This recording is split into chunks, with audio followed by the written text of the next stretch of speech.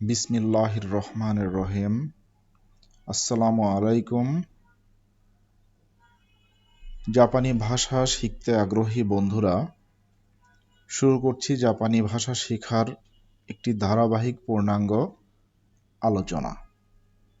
studyliker.com এর আজকে যে কন্টেন্টটি নিয়ে কথা বলতে চলেছি তার শিরোনাম হলো বাংলা টু জাপানি ভাষা শিখুন বা জাপানি ভাষা শেখার সহজ উপায়।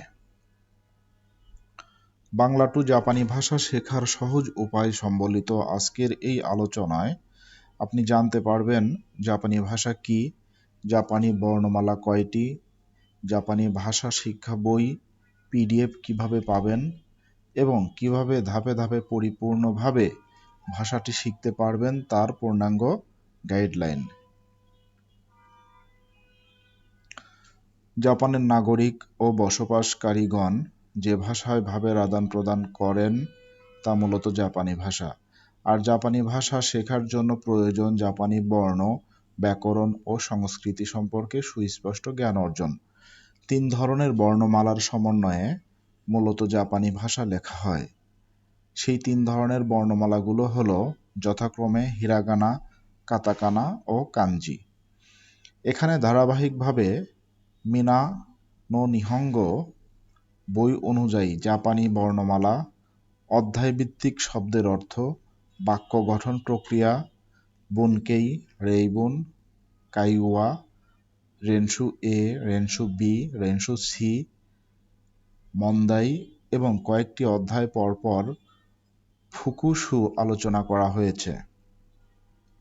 এই ধারাবাহিক অধ্যায়গুলো অনুশীলন করে একজন বাংলা ভাষাভাষীর মানুষ খুব সহজেই নিজ ভাষার মাধ্যমে বাংলা টু জাপানি ভাষায় দক্ষ হতে পারবেন।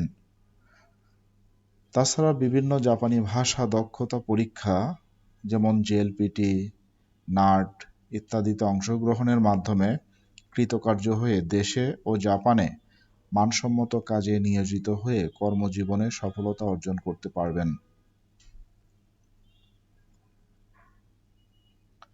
তাহলে চলুন শুরু করা যাক জাপানি ভাষা শেখার সহজ উপায়ের ধারাবাহিক আলোচনা। জাপানি বর্ণমালা কয়টি? জাপানি ভাষায় বেসিক বর্ণমালা রয়েছে 46টি এবং এই 46টি বর্ণের মধ্যে কতিপয় বর্ণের উপর চিহ্ন যুক্ত করে নতুন কিছু বর্ণের সৃষ্টি হয়েছে। সেগুলোর সংখ্যা খুব বেশি নয়। তাছাড়া দুটি বর্ণ পাশাপাশি বসেও নতুন কিছু সাউন্ড তৈরি করে। উপরের কথাগুলো হিরাগানা ও কাতাকানা উভয়ের ক্ষেত্রেই প্রযোজ্য, অর্থাৎ হিরাগানাতেও মূল বর্ণ 46টি এবং কাতাকানাতেও মূল বর্ণ 46টি এবং উভয় ক্ষেত্রেই কিছু বর্ণের উপর চিহ্ন বসিয়ে ও দুটি বর্ণ পাশাপাশি বসে নতুন কিছু শব্দের বা বর্ণের সৃষ্টি করে। বিষয়টি নিচে ধারাবাহিকভাবে উদাহরণের সাহায্যে আলোচনা করা হয়েছে।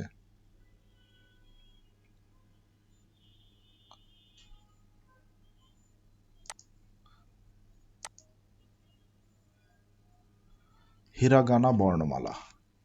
প্রতিটি ভাষারই নিজস্ব কিছু শব্দ থাকে। যেমন বাংলা ভাষার ক্ষেত্রে যদি বলি, সেক্ষেত্রে বাংলা ভাষার দেশীয় কিছু শব্দ হলো কুলা, চুলা, পেট, ডাব ইত্যাদি। তেমনি জাপানেরও নিজস্ব কিছু শব্দ রয়েছে, আর এই শব্দগুলো লেখা হয় মূলত হিরাগানা বর্ণমালা ব্যবহার করে। নিচে হিরাগানা বর্ণমালা বা চার্ট দেখানো হলো।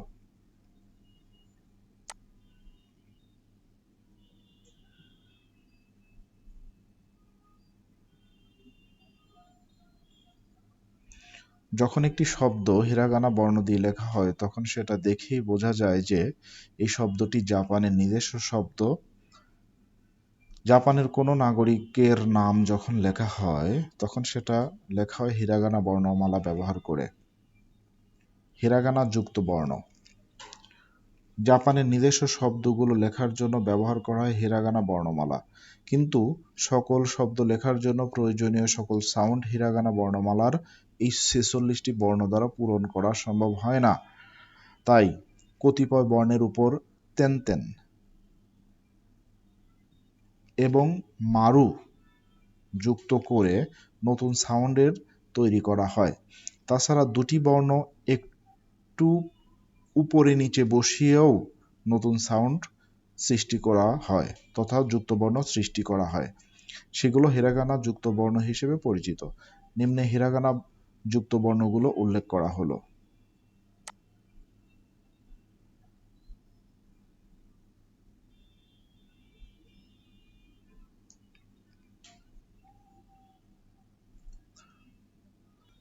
কাতাকানা বর্ণমালা। আমরা বাংলা ভাষাভাষীর মানুষ বিভিন্ন প্রয়োজনে কম্পিউটার শব্দটি ব্যবহার করি। এই কম্পিউটার শব্দটি কিন্তু মূলত আমাদের বাংলা ভাষার নিজস্ব শব্দ নয়। এটি মূলত একটি ইংরেজি শব্দ যা আমাদের শব্দভাণ্ডারে প্রবেশ করে স্বাভাবিকভাবে ব্যবহৃত হচ্ছে। নিচে কাতাকানা বর্ণমালা বা চার্ট দেখানো হলো।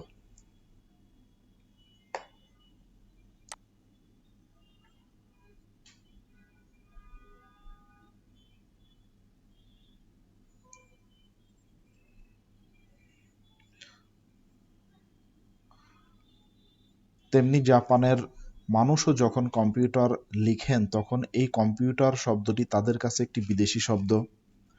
এটি আমাদের কাছে যেমন বিদেশি শব্দ তেমনি জাপানিদের কাছেও বিদেশি শব্দ। এই ধরনের বিদেশি শব্দ লেখার জন্য যে বর্ণমালা ব্যবহার করা হয় তাই মূলত কাতাকানা বর্ণমালা।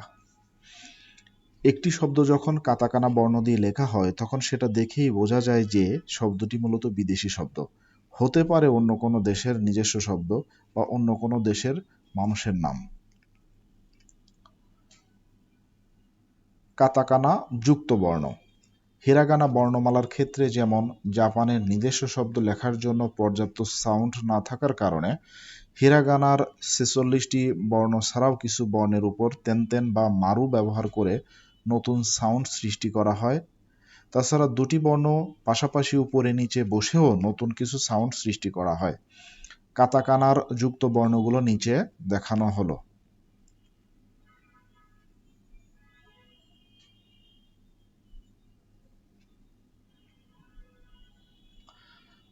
তেমনি জাপানিরা বিদেশি শব্দ লেখার জন্য ব্যবহার করে কাতাকানা বর্ণমালা।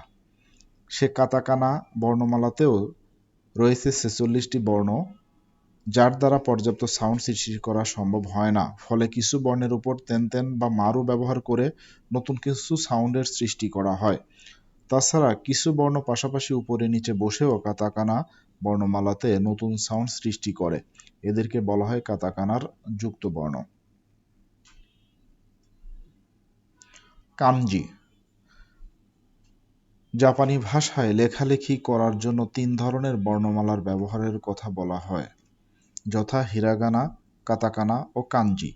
হিরাগানা এবং কাতাকানার ক্ষেত্রে বর্ণগুলো পাশাপাশি বসে শব্দ গঠন করে এবং এই শব্দগুলো আবার পাশাপাশি বসে একটি পূর্ণাঙ্গ বাক্য গঠন করে, যে শব্দগুলো নির্দিষ্ট অর্থ প্রকাশ করে এবং বাক্য নির্দিষ্ট ভাবের প্রকাশ করে। কিন্তু কানজি হলো একটি চিত্রভিত্তিক বর্ণমালা যেখানে একটি ছবি একটি পূর্ণাঙ্গ অর্থ প্রকাশ করে। উদাহরণ হিসেবে বলা যায় একটি ছবি প্রকাশ করে একটি মাছের অর্থ অথবা একটি গাছের অর্থ অথবা একটি শহরের অর্থ। এরকম বিভিন্ন অর্থ প্রকাশ করার জন্য এই ক্ষেত্রে এক ধরনের চিত্রভিত্তিক বর্ণ ব্যবহার করা হয়, যেগুলোর আকৃতি দেখে ব্যবহারকারীকে শনাক্ত করতে হয় যে এটি দ্বারা কি প্রকাশ করা হচ্ছে।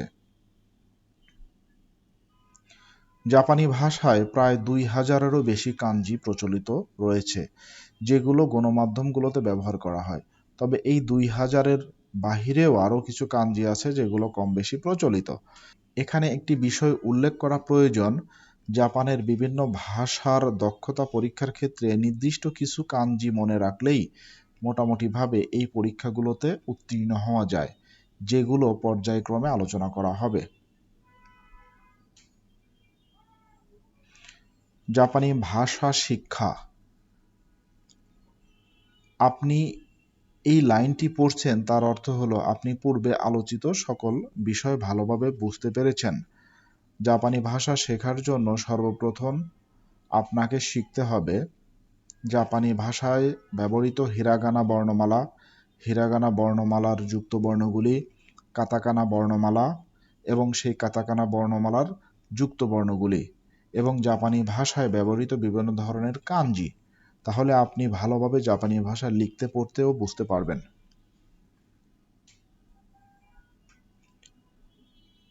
জাপানি ভাষা শিক্ষা কোর্স। জাপানি ভাষা শিক্ষা কোর্স বলতে যে জিনিসটিকে বোঝানো হয় তা হলো আপনি কোন স্তরের ভাষা শিখতে চাচ্ছেন তার উপর ভিত্তি করে প্রচলিত কিছু বই লেখা পড়া করা এবং ওই বইগুলোর উপর ভিত্তি করেই পরীক্ষা দেয়া। যেমন প্রাথমিকভাবে যখন একজন শিক্ষার্থী বাংলা টু জাপানি ভাষা শিখতে শুরু করেন, তখন তাকে প্রথমে জাপানের বর্ণমালাগুলো শিখতে হয়, তারপরে জাপানের ভাষায় ব্যবহৃত বিভিন্ন ধরনের কানজি শিখতে হয়, যেগুলি শেখার জন্য বাজারে বিভিন্ন ধরনের বই পাওয়া যায়। তবে জাপানি ভাষা শেখার ক্ষেত্রে যে বিষয়টি ফলো করা হয় তা হলো N5 এর জন্য হিরাগানা, কাতাকানা এবং কানজির নির্দিষ্ট বই রয়েছে। মূলত এগুলো পড়েই N5 পরীক্ষা দেওয়া হয়। তাছাড়া N4, N3, N2 বা N1 এর জন্য এরকম বিভিন্ন পর্যায়ের বই রয়েছে যেগুলো পড়ালেখা করে এই পরীক্ষাগুলো দিতে হয়।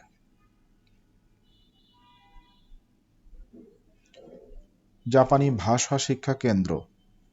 জাপানি ভাষা শেখার জন্য বিভিন্ন ধরনের ওয়ে রয়েছে। আপনি চাইলে অনলাইন থেকেও বিভিন্ন ওয়েবসাইট বা ইউটিউব চ্যানেল থেকে সাহায্য নিয়ে সাথে বাজার থেকে নির্দিষ্ট বই কিনে পড়ালেখা করে জাপানি ভাষা শিখতে পারবেন। তেমনি সহজে এবং সুনির্দিষ্ট নিয়ম মেনে যদি খুব অল্প সময়ের মধ্যে জাপানি ভাষা শিখতে চান, সেক্ষেত্রে একটি জাপানি ভাষা শিক্ষা কেন্দ্রে যোগাযোগ করতে পারেন। জাপানি ভাষা শেখানোর এই সকল প্রতিষ্ঠানগুলো একটি নির্দিষ্ট ধারাবাহিকতা মেইনটেইন করে ছাত্রছাত্রীদের পাঠদান করে থাকে, ফলে একজন ছাত্র খুব অল্প সময়ের মধ্যে জাপানি ভাষার উপর আত্মবিশ্বাসী ও দক্ষ হয়ে ওঠেন। ভাষা শিক্ষা কেন্দ্র ছাড়া জাপানি ভাষা শেখা যাবে না, বিষয়টা এমন নয়। আপনি এখন যে লেখাটি পড়ছেন এই ওয়েবসাইটে জাপানি ভাষা শেখানোর জন্য সহজ সাবলীলভাবে সুশৃঙ্খলভাবে আলোচনা করা হয়েছে। একজন শিক্ষার্থী এখানে আলোচিত বিষয়গুলো মনোযোগ সহকারে পড়লেই জাপানি ভাষায় সে একজন দক্ষ হিসেবে নিজেকে তৈরি করতে সক্ষম হবেন ইনশাআল্লাহ। জাপানি ভাষা শিক্ষা বই পিডিএফ। বাংলা টু জাপানি ভাষা শিক্ষা বই।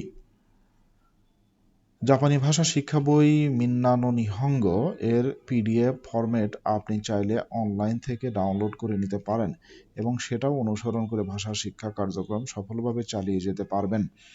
অনলাইনে বিভিন্ন ওয়েবসাইটে এই বইয়ের পিডিএফ ফাইলটি আপলোড করা আছে বা লিংক দেওয়া আছে, যেটিতে ক্লিক করে আপনি এই বইটি ডাউনলোড করে নিতে পারবেন। গুগলে গিয়ে বইয়ের নামটি লিখে পিডিএফ ডাউনলোড শেষে দিয়ে সার্চ দিলেই বিভিন্ন ওয়েবসাইট আসবে, তার মধ্যে থেকে যে কোনো একটি ওয়েবসাইট থেকে আপনি এই বইটি ডাউনলোড দিয়ে পড়ালেখা শুরু করতে পারবেন। জাপানি ভাষা শেখার সহজ উপায়গুলো কি কি? বাংলা ভাষায় সম্পূর্ণ মিনা নো নিহঙ্গ বইটি ধারাবাহিকভাবে অধ্যায় ভিত্তিকভাবে এখানে আলোচনা করা হয়েছে। তাই আপনি যদি জাপানি ভাষা শিখতে আগ্রহী হয়ে থাকেন, তাহলে এই ওয়েবসাইটে আলোচিত সকল অধ্যায়ের শব্দের অর্থ, গ্রামার অংশ এবং তারপরে সকল আলোচ্য বিষয় বাংলা ভাষার মাধ্যমে সহজ সাবলীলভাবে আলোচনা করা হয়েছে। তা মনোযোগ সহকারে বুঝে বুঝে অধ্যয়ন করুন, তাহলে পড়তে থাকুন আর বাংলা ভাষার মাধ্যমে জাপানি ভাষা শিখতে থাকুন। ধন্যবাদ। আসসালামু আলাইকুম।